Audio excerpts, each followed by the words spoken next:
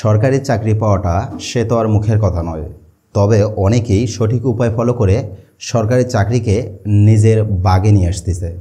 আপনারা অনেকেই প্রশ্ন করেছেন খাদ্য অধিদপ্তরের শেষ মুহূর্তে কিভাবে প্রস্তুতি নেবেন এই বিষয়টা নিয়ে। তো আজকের ভিডিওতে আমি খাদ্য অধিদপ্তরের একদম শর্টকাট উপায়ে কিভাবে প্রস্তুতি নেবেন সেই বিষয়টাই নিয়েই আলোচনা করব। তো পুরো ভিডিওটি আপনি যদি দেখতে থাকেন তাহলে আশা করি আপনার খাদ্য অধিদপ্তরের যে সাজেশন রয়েছে সেই সাজেশনটা পেয়ে যাবেন এবং পাশাপাশি কিছু গাইডলাইন পেয়ে যাবেন যেভাবে পড়লে আপনি খুব সহজেই ভালো করতে পারবেন এবং চাকরি পেতে আপনার জন্য সুবিধা হবে। তো চলুন কথা না বাড়িয়ে শুরু করা যাক। প্রথমত আবেদন সম্পর্কেই একটু কথা বলে নিই। আপনারা জানেন যে 13 থেকে 19তম গ্রেডভুক্ত 18টি ক্যাটাগরিতে বিজ্ঞপ্তিতে একটির বেশি আবেদন করা যাবে না, এমন কোনো নির্দেশনা নেই কিন্তু। তাই কেউ চাইলে একাধিক পদে আবেদন করতে পারবেন, অর্থাৎ অনেকেই রয়েছে যারা একাধিক পদে আবেদন করেছেন। তবে প্রথমে আপনার পছন্দের পদে আবেদন করার পর অন্য পদে আবেদন করবেন। এক্ষেত্রে একই দিনে একাধিক পদের পরীক্ষা হওয়ার ঝুঁকি আপনাকে নিতে হবে, এটা আপনাকে অবশ্যই মাথায় রাখতে হবে।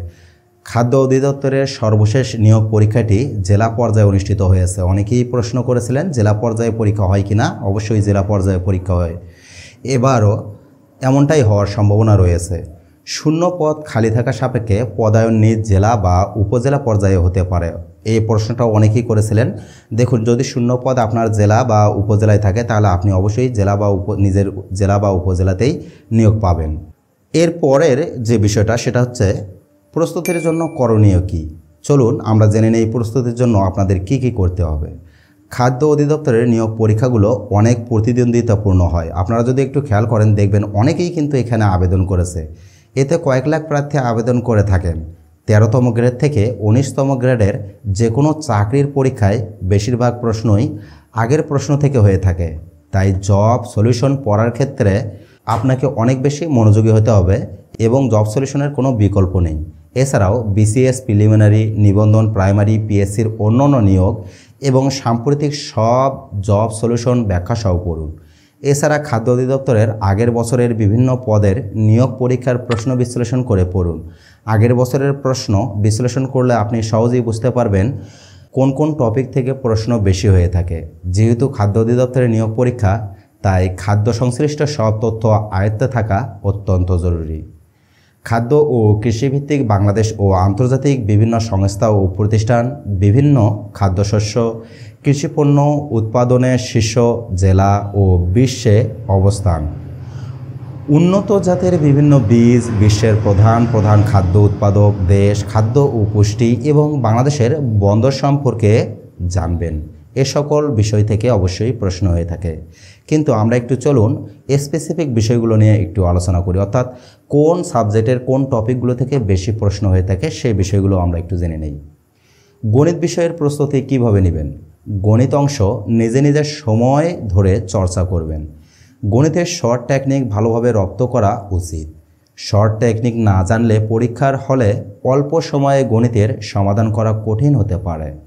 গণিতে ভালো করার জন্য প্রতিদিন কিছু সময় গণিত চর্চা আপনার জন্য অপরিহার্য। যারা গণিতে পারদর্শী তারা এ ধরনের পরীক্ষাগুলোয় এগিয়ে থাকে, আপনারা হয়তোবা এটা জানেন। তো চলুন গণিতের কোন কোন টপিকগুলো থেকে প্রশ্ন এসে থাকে সেই টপিকগুলো সম্পর্কে একটু বলি। সুদ আসল, লাভ ক্ষতি শতকরা, ঐকিক নিয়ম, গড়, সংখ্যা, ক্ষেত্রফল পরিমাপ, মান নির্ণয়, উৎপাদক, লসাগু গসাগু, ভগ্নাংশ ও অনুপাত সমানুপাত থেকে প্রশ্ন এসে থাকে। এছাড়া জ্যামিতির মৌলিক ধারণাগুলো জেনে নিতে হবে। ইংরেজি বিষয়ের প্রস্তুতি কিভাবে নেবেন চলুন একটু জেনে নেওয়া যাক। ইংরেজির ভীতি দূর করার জন্য উচ্চ মাধ্যমিক ইংরেজি গ্রামার বই অনুসরণ করতে পারেন। নিয়মিত ভোকাবুলারি পড়ার বিকল্প নেই। ইংরেজি পত্রিকা পড়ার অভ্যাস করতে পারলে আপনার মৌলিক ইংরেজি দক্ষতা অনেক বৃদ্ধি পাবে। বাংলা বিষয়ের প্রস্তুতি আপনি কিভাবে নেবেন চলুন একটু জেনে নেই। বাংলা ব্যাকরণের জন্য নবম দশম শ্রেণীর বোর্ড বই এবং বাগধারা, বাক্য সংকোচন, পারিভাষিক শব্দ, সমর্থক ও বিপরীতার্থক শব্দ পড়তে হবে। এছাড়াও ধ্বনি ও বর্ণ, সন্ধি, সমাস, কারক, বিভক্তি, নত্যবিধান, যত্তবিধান, উপসর্গ, প্রকৃতি, প্রত্যয়, বিভিন্ন সাহিত্যিকদের উপাধি, ছন্দনাম, পত্রিকার সম্পাদক ও সাল এবং মুক্তিযুদ্ধভিত্তিক সাহিত্য সম্পর্কে জানা খুবই জরুরি। এছাড়াও সাধারণ জ্ঞানের বিষয়টা আপনারা কিভাবে প্রস্তুতি নেবেন, চলুন সে বিষয়টা সম্পর্কেও আমরা একটু ক্লিয়ার ধারণা দেওয়ার চেষ্টা করি আপনাদের। একটু মনোযোগ দিয়ে ভিডিওটা দেখতে থাকুন। সাধারণ জ্ঞানে সাম্প্রতিক প্রশ্ন খুবই আসে, আপনারা এটা হয়তো বা জানেন। মৌলিক সাধারণ জ্ঞানের প্রশ্ন বেশি হয়ে থাকে, তাই বাংলাদেশের জাতীয় বিষয়গুলো সংবিধান, ভাষা আন্দোলন, যুক্তফ্রন্ট, 6 দফা দাবি, গণ অভ্যুত্থান, ৭০-এর নির্বাচন এবং মুক্তিযুদ্ধ সম্পর্কে জানবেন, কারণ এগুলো থেকে প্রতি বছরই প্রশ্ন হয়ে থাকে। এছাড়াও প্রশ্ন হয় খেলাধুলা, পুরস্কার, শিল্প, বাণিজ্য, প্রাচীন সভ্যতা, ভৌগোলিক উপনাম এবং অন্য মৌলিক বিষয়গুলো তার সাথে সাথে পড়বেন। এবারে আসি, কম্পিউটারের দক্ষতা যাচাই করবেন কিভাবে। আপনারা জানেন কয়েকটি পদের জন্য কম্পিউটারের ব্যবহারিক পরীক্ষায় উত্তীর্ণ হওয়া বাধ্যতামূলক। বর্তমান সময়ে প্রায়ই ব্যবহারিক পরীক্ষায় অনুত্তীর্ণ হওয়ার কারণে এ ধরনের পদগুলোয় উপযুক্ত প্রার্থী পাওয়া যায় না। মাইক্রোসফট ওয়ার্ড এবং মাইক্রোসফট এক্সেলের নিয়মিত চর্চা আপনাকে ব্যবহারিক পরীক্ষার জন্য যোগ্য করে তুলবে। বাংলা, ইংরেজি টাইপে কাঙ্ক্ষিত গতি আনার জন্য নিয়মিত চর্চার কোনো বিকল্প নেই।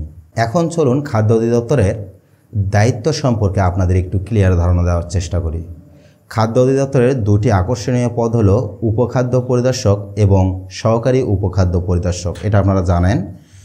একজন উপখাদ্য পরিদর্শক সাধারণত যে এলাকায় কর্মরত থাকেন সেখানকার খাদ্যদ্রব্যে কোনো ভেজাল আছে কি না, কী পরিমাণে খাদ্য মজুদ আছে, সেই এলাকায় কী ধরনের খাবার প্রবেশ করছে, জিনিসপত্র এবং মালামালের মূল্যে কোনো ত্রুটি আছে কি না ইত্যাদি দেখাশোনা করেন। মানুষের মধ্যে ব্যাপক প্রচলিত খাবারের গুণগত মান নির্ধারণ করা ও পণ্যের গায়ে লিখিত মূল্য যাচাই করা দায়িত্বের অংশ। সহকারী উপখাদ্য পরিদর্শক এই পদগুলো পালনে উপখাদ্য পরিদর্শককে সহায়তা করে থাকেন। চলুন জেনে নেই এই চাকরিতে আপনারা কী কী সুযোগ সুবিধা পাবেন।